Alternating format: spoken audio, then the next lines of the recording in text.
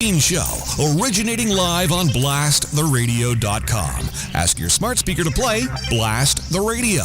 Live video available on Facebook, YouTube, and Twitch.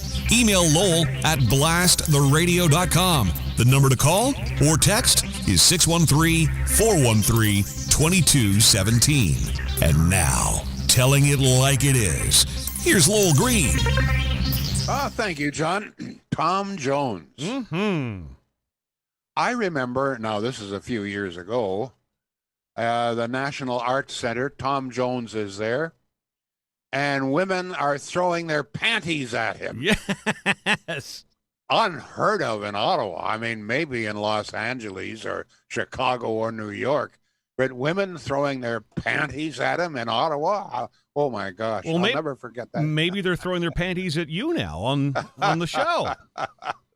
No, they are not. Oh, my goodness. Oh, my goodness. John,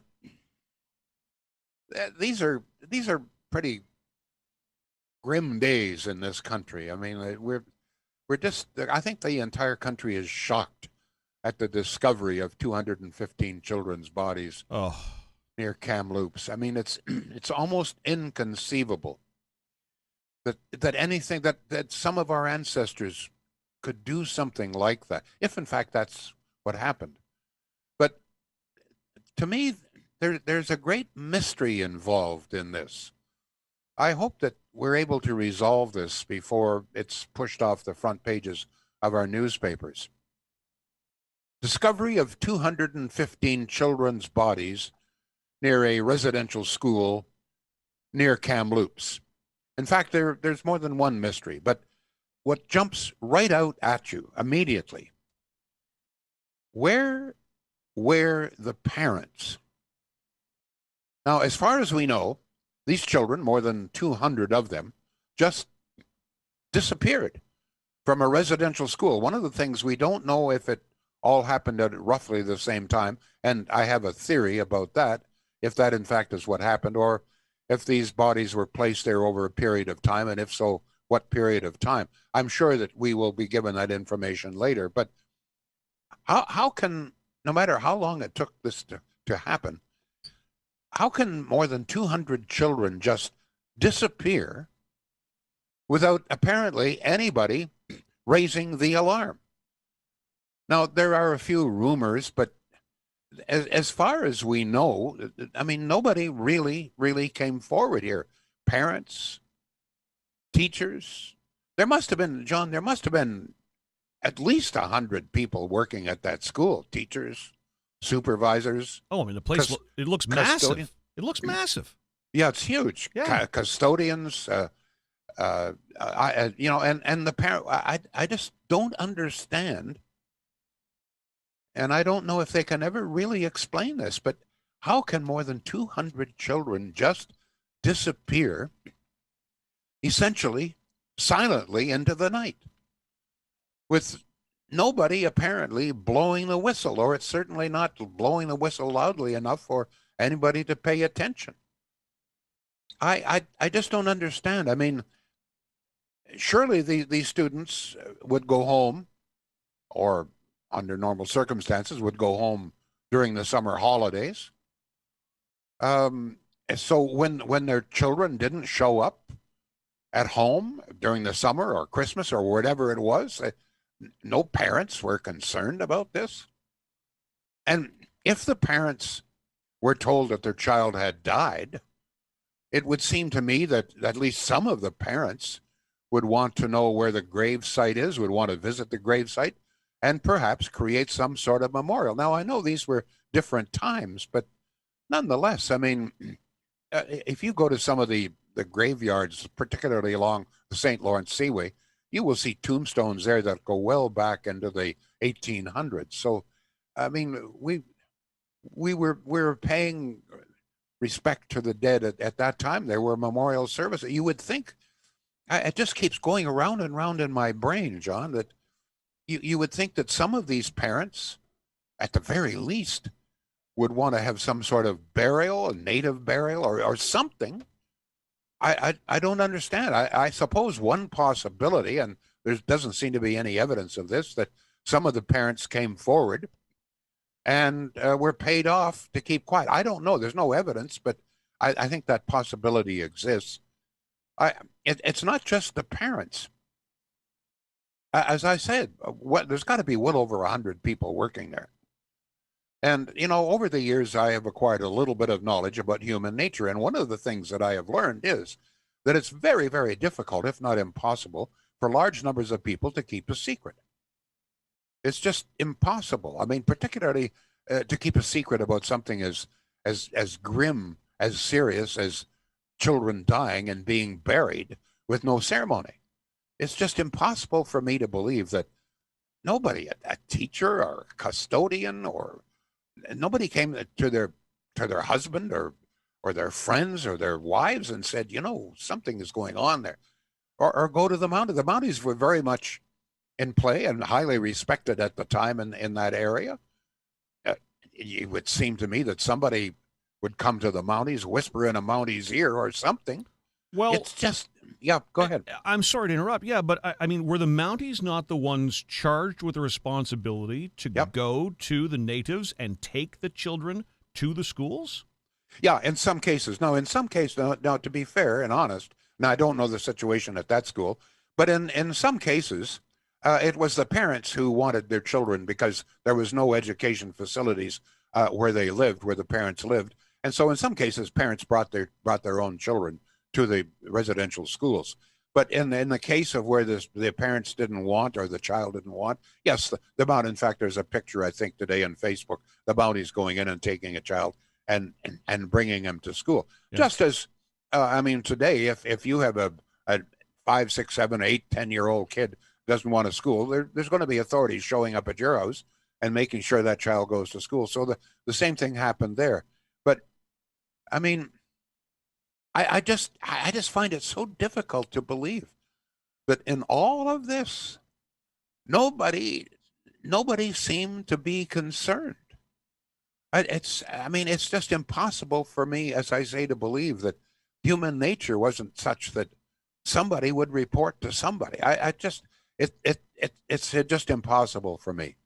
Of course, I suspect that we will have more information. Apparently, we're going to have more information in June. One of the possibilities is that most of these deaths occurred as a consequence of the Great Spanish Flu right after the First World War.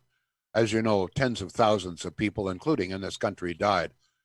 But even if these children, for the bulk of them, had died during the Spanish flu, you would still think that some of the parents would come forward and want some sort of a ceremony, that there would be some recognition of the deaths.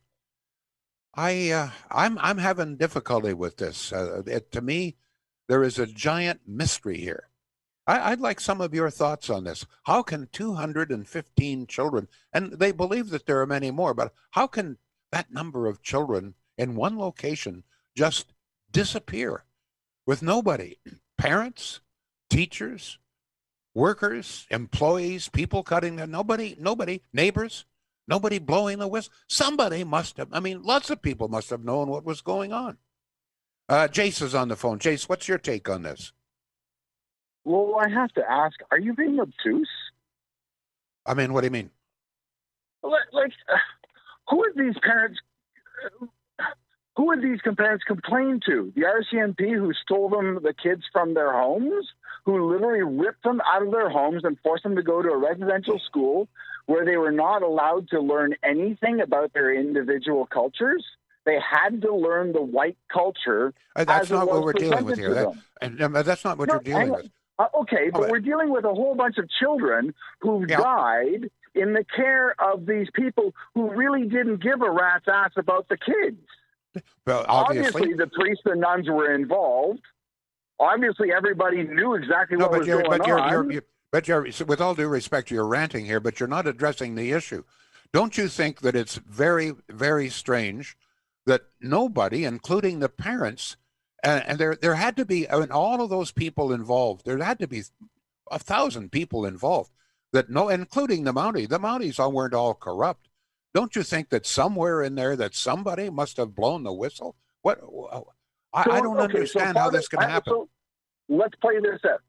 So Pardon? this family, against their wishes, has their child, Tommy, taken from them. Tommy is sent to a residential school. Tommy acts up because he doesn't like being at the residential school. Deal with the issue here, please. That's not the issue.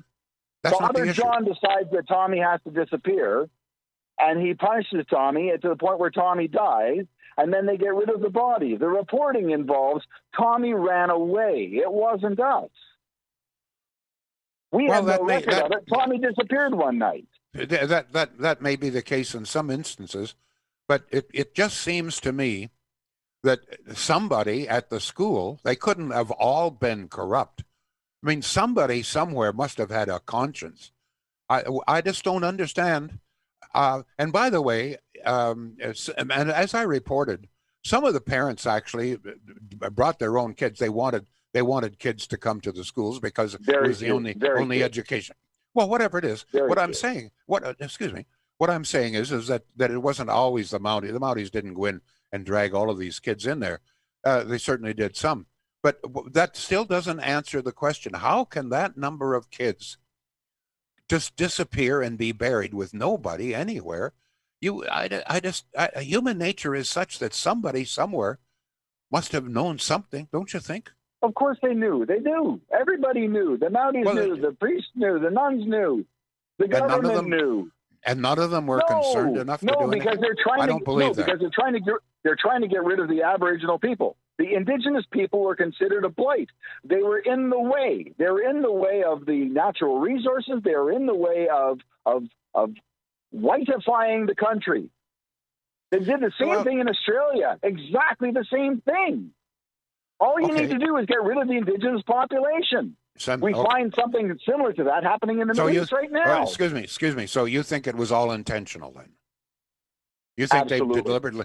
You think they deliberately murdered these children? I don't think they deliberately murdered children. I don't think they gave a rat's ass about the children. They literally, I'm sure there was a few. Excuse me, including the parents? No, the parents were not involved in this. Well, why not? The parents not? want their kids back. No, but why didn't the parents? Okay. So the couple in rural Saskatchewan complains to the RCMP that their school has reported that Johnny has left. Okay, then the RCMP do a quick search, but it's an Indigenous kid. They don't give a damn. Okay. Just like these Indigenous prostitutes in BC that have gone missing for years. Have we done any searches for them? Cursory inspections only. Okay. All right. We've been mistreating these people for centuries. So you think that you think that we were so callous back in those days that hundreds of people knew what was going on, but nobody did anything? Right up until 1996, sir. I don't believe it. There's got to be something else involved here. I mean, I recall, like, my grandparents. There's, for example, my grandpa Green was born in that particular period. His two brothers fought in the First World War. There's no way that my grandfather, for example, would have allowed that to happen if he knew it. He just would not, and he could not have been alone. How would they know? Well, I'm saying. Well, he was. Excuse me. You asked me a question and you don't give me the chance to respond. If he was working, for example, on the grounds at the time, as other people of his peers must have been doing, and he knew something was going on, he would have done something. He was not a man without conscience, nor were many other of our ancestors. For you to say that all of our ancestors were just callous people who didn't care about children, that's not true. I'm telling you that these were factories.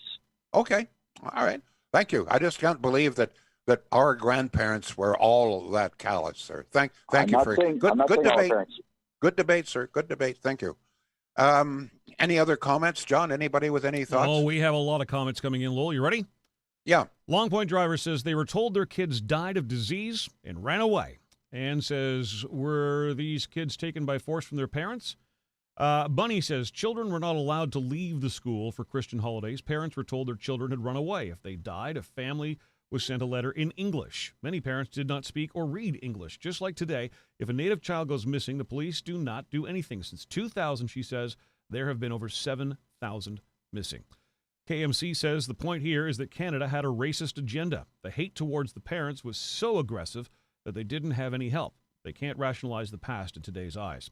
Ann says nobody would question the church back then. You cannot account for what was happening in the 90s. Dean says, I suspect this won't be the first grave we'll find. And Glenn says intentional equals bullshit. I'm not sure what he means there.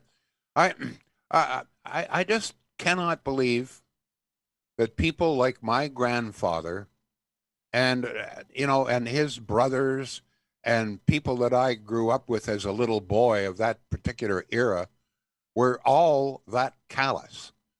I grew up in the little village of Arthur, Ontario. If that kind of thing had happened there, I am sure that some of the people, no matter what their feelings about natives, would have done something about it. I just can't believe that all of those people were just totally callous. It just throws a terrible, terrible cloud, it seems to me, over all of our ancestors. And my experience is they weren't, I'm sure some of them were. I'm obviously a good many of them were, but many of them were not. Many of them were very good, conscientious Christian people. One of the things that we should address is, okay, what's done is done. Hopefully we'll get more information and find out exactly what happened. But what can we do now? What do you think we should do now? What I am afraid of is that we're going to settle for lowering some flags here and there, and Trudeau promising that he's going to take some concrete action. But I mean, when Trudeau talks about concrete action, I mean, we can't even provide fresh water for many of these reserves. So what do you think we should do? What can we do? What would you like to see done? Should we pay money out to the surviving members of the families? What's your take here? What should we do as a nation here? John, have we got any more comments? Yes, we do. We've got, by the way, Glenn clarified his comment. He says, as far as intentional, he says, to clarify my comment, previous caller said the deaths were intentional, which I say bullshit. A text at 613-413-2217 from Barry, who says, Lowell, that many people is a mass grave, can only be a cover-up for the lack of care and all types of abuse that they suffered. But that's not answering my question. All of that may be true, but how could it all be in secret? How come nobody anywhere blew the whistle? What happened here? Was it all in the dead of night? Was it perhaps most of these people died in the Great Spanish Flu? I don't know. But I think that that if we're going to make some reparations here, whatever they might be, I think we need to know. Was it deliberate? Was it murder? Was it neglect? Or is there a rational explanation for some of it? I don't know. I want to take a moment here to talk about, and let's see if I can get this right, John. Shields. There you go. Teamwork. For some reason, I think I have Andrew Scheer in the mind here, and I keep talking about Scheer. It's Shields. It's a very well-known family up and down the valley. Since 1947, we're talking about ancestors. This was started by the grandfather, the father, and now the son, running a great business there. And by the way, as I've told you before, there's a big sale on right now, particularly on frigid air. And they keep advertising. If you check the website, you'll see some really great specials on some of these air fryers. Now, I talked to Debbie the other day. Should we get an air fryer? And she tells me, well, we just got a new oven, so we don't need an air fryer. I'm not quite sure how they work, but from all reports, they're very, very good. And they've got some great specials right now on air fryers. In fact, on all Frigidaire appliances at Shields, SCHEELS.ca. Yes, John. 613-413-2217. We welcome your calls, and thank you, Jace, for calling. We'd love more. Kim on Facebook says, the boys of St. Vincent, Mount Chesil, to name a few, abuse, raping of boys, all hush-hush. Let's not forget Fleury and also Martin Cruz. Years and years and years those boys stayed quiet. A texter says, I agree with Jace. Tom says, TB, tuberculosis, hit natives hard in the mid-1900s. The abuse was in taking the kids from their home and not notifying families. The deaths were probably not deliberate. And Kathy says, sadly, I don't think we will ever learn the truth. Some of the comments coming in right now on Facebook. So what I would like to hear from you now is what we should do as Canadians. Right. What can we do? If you could put some thought into this and let us know. And I will pass this on to some of my friends in the Conservative Party. I don't have any friends left in the Liberal Party. I wonder why. You kill me. But we need to do something, but I am not sure what. As I say, Trudeau stands up there and says we're going to do something concrete. Well, what can we do now? What do you think we should do? My suggestion is that at the very least, we make a very concerted effort and finally provide fresh drinking water on all native reserves. It seems to me that is the least that we can do. What I am worried about is that this is going to be pushed from the front pages of the newspapers shortly, as very often happens, and we will get by with just a few flags being lowered. For me, that's not good enough. What about you? John, once again, tell people how to get in touch with us, please. Sure. Our phone number here is 613-413-2217. If you're following on any of the video feeds, be it Facebook, YouTube, or Twitch, the number's right there on your screen. You can text that number as well. The email address is lowell@blasttheradio.com, and we're following your comments in real time, and I will give them a like just to let you know that I've seen them and that they're on my list to get to Lowell. You want some of the comments we've got now, Lowell? Please, yes, yeah. Glenn says, we need to hear the dates of the deaths. There were flus and pandemics in those days. Bunny says, Native children are still being removed from their parents on the claim of bad living conditions by the Canadian government and placed in foster care. But they promised to fix the reservations. They haven't done anything in 100 years. Julie says, see, I now understand why my grandmother left the reserve when my grandfather died. My grandmother, dad, and uncle do not talk about any time on the reserve and refuse to talk about it. My dad and uncle were young when their dad died. It makes sense to me after all these years. Long Point Driver, you're new. Thanks for following us on Twitch. Says in 2009, through the Truth and Reconciliation Committee, they requested $1.5 million to search for mass graves. They were denied. I know you're looking for solutions. We're not getting many, but these are the comments. Cheryl says people didn't want to get involved, perhaps afraid if they try to help that something would happen to them. And Lisa says if the deaths were not deliberate, why didn't those children receive proper burials? Yeah, that's a good question. I just don't understand why at least some of the parents wouldn't insist upon proper burials if they were told that the child had died. I'm having some difficulty here. Now, I think somebody has mentioned the fact that people in those days particularly were really afraid of the Roman Catholic Church. It had tremendous power, and I think part of it was that they were afraid to offend the church, and we have seen evidence of that in other instances. But there is still something nagging away at my brain there. It just seems to me that there is something that's missing. Did they all perhaps die in the pandemic? I don't know. I think we need to know. But I also would like to know what you think we could and should do now. I'm surprised we're not getting some more comments on that. I mean, this is our country. The natives who live here, our prime minister says he's going to do something concrete. What would you suggest we do? On another issue, this a little perhaps closer to home, maybe not. Should we reopen the schools now? As you know, Doug Ford is dithering right now, or he's torn. And I guess in one way you can't really blame him. He's getting conflicting advice.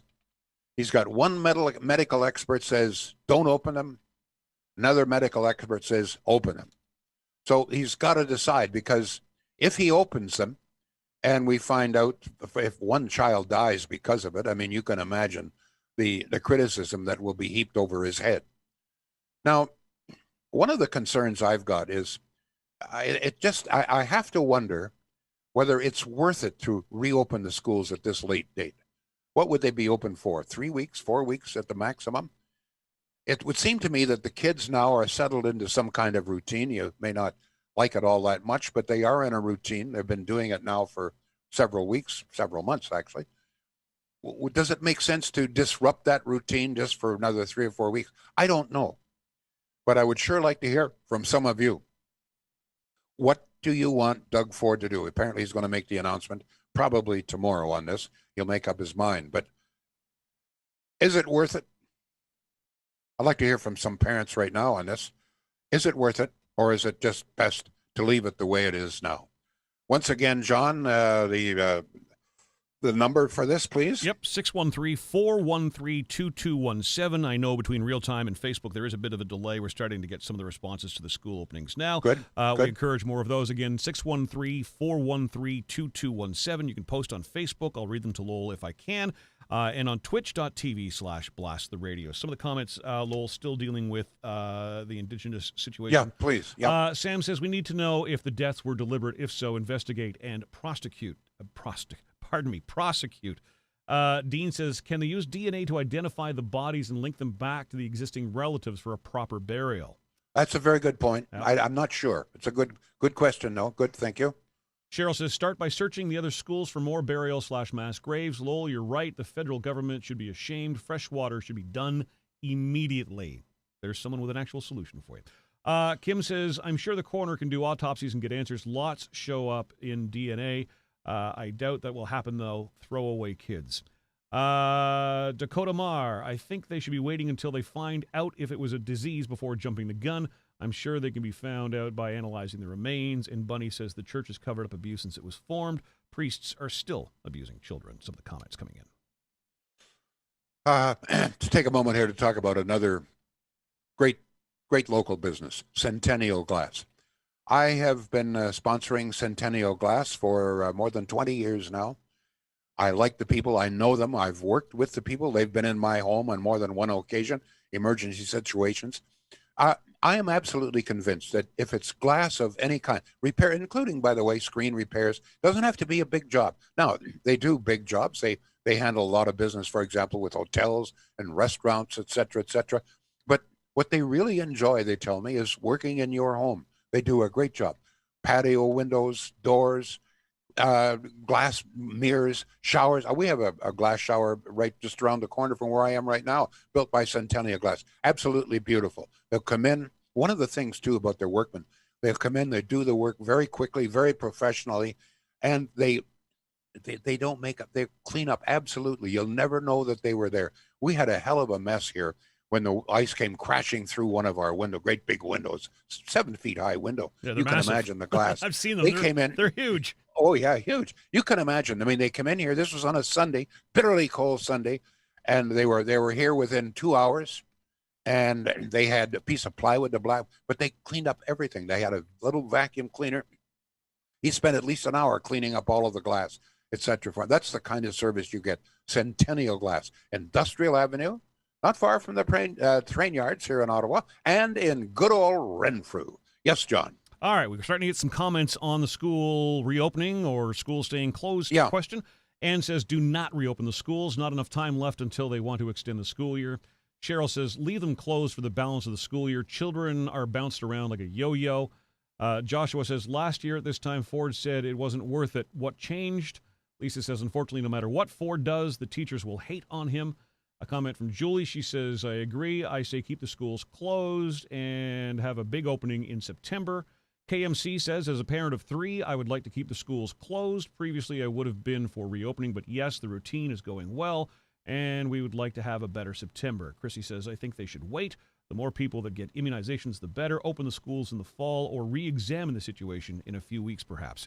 Tom says, kids need and want to see their friends. Get them back on school for a short time before summer playtime, he says. And Peter says, no schools till September 2021. So I'm quite surprised because the great majority of comments, as you can hear, say don't bother opening them. It's too late. Yep. Although we had at least one who said no, open them now. So this is the dilemma that faces Doug Ford. You know, I'm glad that I'm not in charge of this province or any province during a pandemic. I mean, this you cannot win. No. That's for sure. And this is another good example of it. I'm not sure where the teachers union stands on this. It seems to me that one time they were going to sue the government if they reopened the schools, and now apparently they want the schools open. I don't know. I can't figure it out. Just before I go, I have to ask you this. Yesterday, apparently, there was a big screw up here in Ottawa, and nobody could get through to book the second dose. So Debbie and I hung on the phone for 45 minutes listening to god-awful progressive jazz for 45 minutes for nothing because we couldn't get through. Now, if someone can let me know either through Facebook or elsewhere, is it working now? Can you get through now? Have you had any success? Can you now, here in Ottawa, book the second dose? My second dose is not, is already booked for July 14. I'm just wondering, I mean, is it really worth it to go through this misery again? So what's your experience, folks? Anybody able to get through this morning? By the way, one of the offers that apparently was available yesterday was way out in Embrun, like way out on the east end of the city. No, I'm not driving way across there. But let me know what's going on, folks. Is it finally working here? Debbie is on the phone. Oh, I thought you were talking about my wife, Debbie. No, sir. Another Debbie on the phone. All right. The Debbies hanging out with you today. My friend. We have time for one more call. Yes, Debbie. Hi, Lowell. Yes. I called. We'll start out with the vaccine. I tried to get my mother's second dose yesterday. I also had to listen to the horrible music. I got a very nice. I got a very nice lady trying to help. Tried to book us in Rockland. Then all of a sudden that booking was gone. Then Brockville, and that booking was gone. And so she said, well, try tomorrow, but I think there's something wrong with the computer. So anyways, I tried today, got somebody. And what I was told is to call back this coming Monday because there's nothing available in Ottawa. Yeah, well, once again, I don't understand. Finally, we have enough vaccines. And somehow or other, we can't seem to get them into arms fast enough. I don't understand this. I mean, we have waited almost 6 months now for a decent number of vaccines. We finally get them, and we can't get them into arms fast enough. I don't understand why I don't understand why we don't have more places that we can get vaccinated. We should be in the United States. I mean, you can go to Walmart, you can pick up a pork chop at Walmart, and while you're picking up the pork chop, they'll give you a jab, for God's sake. I don't understand why we can't do the same thing here. What the hell's the matter with Canadians? Don't answer that call. Oh. Yes. I won't. And another thing, I don't think the school should go back. I drove a school bus for many, many, many years, and nothing ever happened in the month of June. Nothing. So why change it now? Let's have a good September and see how many people we can get fully vaccinated over the summer. Thank you. By the way, you drove a school bus for how many years? 13. You should write a book. You want to write a book? It'd be a bestseller. There's a lot of stories. You got it. I know that. I can just imagine. You would have, well, no. If you want to write a book. And sorry, Lowell, I just wanted to also say, I lived in Portage La Prairie, Manitoba, and went to school there with other children from the residential school that they had in Portage La Prairie. Right. And some of those kids were my best friends in school. I moved away and came to Ottawa, and of course we didn't keep in touch, but they were the best of kids, but they never talked. They never said anything about anything. But I was happy to have them, and it's very sad for me, and I don't know what the solution is. If I think of anything, I'll add to the conversation. Thank you for your call. And if you want to write that book, let me know. Thank you. Oh, I will. Thank you all. Bye-bye. Bye-bye. Thank you all. We'll be back tomorrow. Lowell Green, live on blasttheradio.com. Show info and links at blasttheradio.com/